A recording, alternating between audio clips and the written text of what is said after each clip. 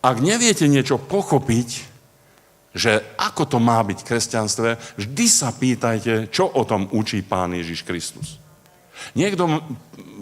Viete, keď niekde prídete do niektorého zboru, niekde neznesú, aby sestry mali nohavice. Iní neznesú, aby mali sestry odokrytú hlavu.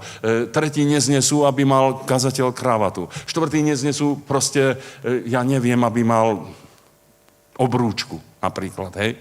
To sú hriešni kazatelia, ktorí majú obrúčku. Niekde vojdete do niektorého zboru.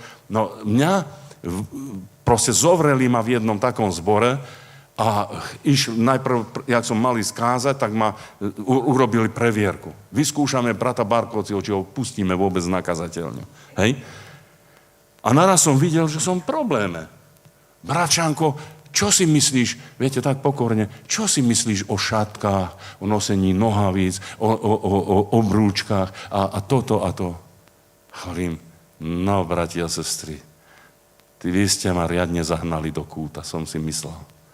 Páne Ježišu, čo im mám povedať? Viete, a oni čakali odpoveď, viete. A oni vedeli, čo chcú počuť. Oni už presne vedeli, čo chcú počuť. Ale nevedeli, že čo budú počuť. A ja im hovorím, viete čo? Viete, aký ja mám na to názor? Presne taký, aký mal názor na to Pán Ježiš.